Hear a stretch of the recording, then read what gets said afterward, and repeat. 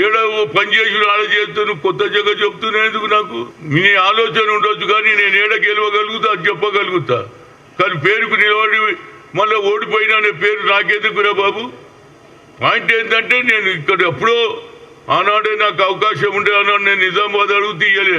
ప్రతి దగ్గర కూడా నాకు ఎంతో మంది నాయకులను తయారు చేసిండ్రా బాబు. చాలా కొత్త తరం వారికి తెలియదు. రాజశేఖర్ ఎవరు చెప్పు, ఎం సత్యనారాయణ ఎవరు చెప్పు, ఎన్ జనార్దన్ రెడ్డి ఎవరు చెప్పు. ఎంతోమంది నాయకులను తయారు చేసిన. నేను అందరికీ సాయం చేసిన. ఇవాళ ఎవరైతే నాయకులు పెరిగిండ్రో అది నేను పెట్టిన చెట్టే. ఇక నాకు టైం వస్తే అన్నీ చెప్తా. మళ్ళీ అనంతరం చనిపోతే ఆ తర్వాత అందరికీ సాయం చేసిన వాళ్ళ కుటుంబానికి. అదేవిధంగా ప్రతి ఒక్కరు కూడా ఇవాళ చిన్నారెడ్డి పదవిలో వచ్చి నాకు సంతోషం. చిన్నారెడ్డిని కూడా రాజకీయంలో తెచ్చింది నేనే. ఆయన కోదాడులో జూనియర్ అగ్రికల్చర్ ఉంటే పిలిచి జనరల్ సెక్రటరీ చేసిన. నేను కేవలం వీకర్ సెక్షన్ కాదు, అగ్రకులాల సుధాకర్ రెడ్డి ఎక్కడికి వెళ్ళి వచ్చిండు. ఎంతమందికి సాయం చేసిన నేను. ఇవాళ అందరికి గుర్తింపు లేదు.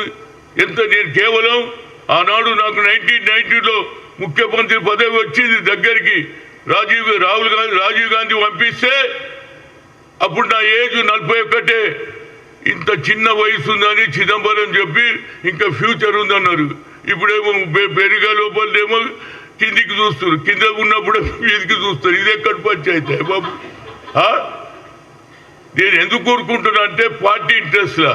కడుపు కోసుకుంటే పేగులు బయట పడితే పార్టీకి నష్టమని ఊరుకుంటున్నా. నేను చెప్పాలంటే చాలా చెప్పగలుగుతా నేను, కానీ పార్టీ ఇంట్రెస్ట్లో చెప్తున్నా. నాకు తప్పనిసరిగా ఇవ్వాల్సిందే. నేను మొన్న రాజ్యసభ కూడా అడగలే. నా గొప్పతనం చూడు అడిగితే నేను ఒక పార్టీలో పనిచేసి నాకు ఒక కమిట్మెంట్ ఉంది రాజీవ్ గాంధీ మీద. రాజీవ్ గాంధీ చేసిన సేవలు ఖమ్మంలో చేయాలనే ఉద్దేశంతో ఆ ప్రాంతంలో తప్పనిసరిగా నేను గెలిచే అవకాశాలు ఉన్నాయి. గెలిచి తీరుతా. తప్పనిసరిగా నాకు ఇవ్వమని హైకమాండ్ కోరుతున్నా. అదేవిధంగా నాకు రైట్ ఉన్నది రేవంత్ రెడ్డి మీద. రేవంత్ రెడ్డికి నేను అవుట్ రైట్ సపోర్ట్ చేస్తా, ఫ్యూచర్లో కూడా చేస్తా. తప్పనిసరిగా ఆయన నాకు న్యాయం చేయమని కోరుతున్నా.